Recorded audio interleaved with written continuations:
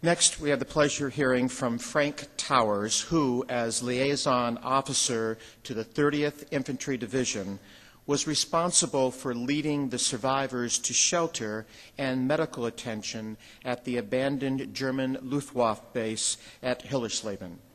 Ladies and gentlemen, Mr. Frank Towers.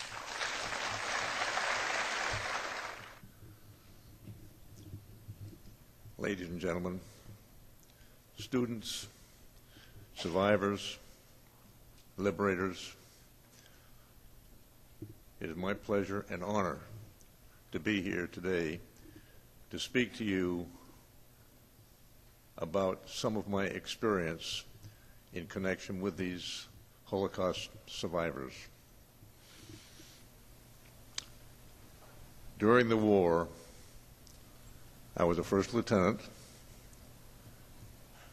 I was a liaison officer from the division headquarters to the 120th Regiment. I was in close contact with a Lieutenant Floyd Mitchell, who was the liaison officer from the 743rd Tank Battalion.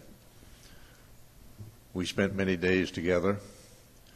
We exchanged duties considerably a number of times. And in the early days of going into Germany, we were faced with the dilemma of reading in the Stars and Stripes what we considered propaganda, how the Jews were being tortured in concentration camps. As we progressed along our route in Germany, we liberated some Allied prisoner of war camps.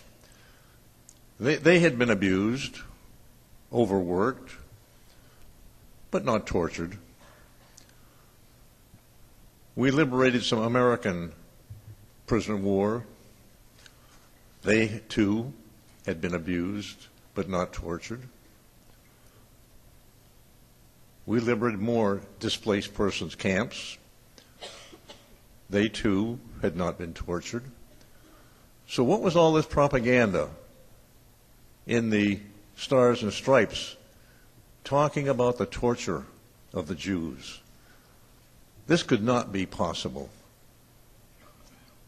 No group of human beings could do to another group of human beings what they were talking about. And we felt that this was propaganda being pointed at us to make us perhaps fight a little bit harder against the Germans and bring the war to an end much quicker. It was not until we had liberated the city of Brunswick in North Germany and continuing on from there, heading toward Magdeburg, which we found was the end of the line, the end of the war. On this fateful day of Friday the 13th, 1945, as you heard from Carl Walsh, his 743rd Tank Battalion, which was an integral part of the 30th Infantry Division, had found this train on the siding at Farsleben. Now, this train was loaded with about 2,500 Jewish Holocaust survivors. They had come from Bergen-Belsen, which was near Hanover. The Germans were trying to evacuate the Bergen-Belsen camp so that the Allies, upon overtaking the camp, would see the condition under which these people were living, the condition of their bodies. So they wanted to get them out of there so that we would find no evidence. They loaded them onto these trains. There were either 3 or 5, I'm not sure. And this particular one was headed for Auschwitz. Auschwitz was the end of the line, the final solution that these people were destined for.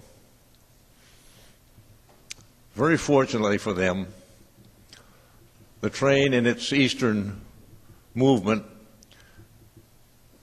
was warned that they were running into the Russians. They didn't want to fall into the hands of the Russians. So they backed, they backed the train up and ended up at Farsleben and found that they were running into the Americans. Well, they're caught between a rock and a hard place. Where to go from here? And they had a dilemma. They didn't know what to do. And this is when the 743rd Tank Battalion found this train loaded with 2,500 Jews on it. Well, my friend Floyd Mitchell asked me, would I like to go down and visit the site where these Jews had just been liberated. At that time, my duties permitted me to do that, and I went with him to the site at Farsleben where this train was. There were still people in the passenger cars and freight cars, but they were mulling around outside. The freight cars, as you may not be acquainted with, in Europe are much smaller than our freight cars. They're freight cars that were left over from World War I, and they were called 40 and 8s, indicating that their major capacity was 40 men or 8 horses. In those cars, which were designed for 40 men, were crammed between 75 and 100 Jews. Now, if you can imagine a can of sardines, how well packed they are in that can, that's exactly the way these people were packed in that freight car. When the doors were opened, they literally fell out like cordwood. They were skeletons, skin and bones. As Carol Walsh pointed out to you, they had no feeding facilities. These people had been allowed once a day to come out of the cars and to be fed a thin, watery potato soup that was made out of the potato peelings that the Germans had produced for their own use. Once a day, they got a cup of thin potato skin soup. And back into the cars they were herded. As Carol Walsh noted, they had no sanitary facilities.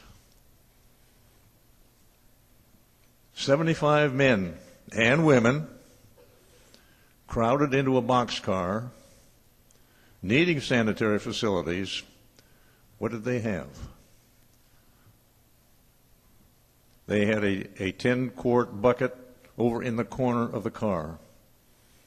Now, if you can imagine 75 people in need of sanitary relief trying to get to that one bucket, impossible. What was the alternative? To stand there and let it run down their legs. It's nasty to think about, humiliating, but that's what happened.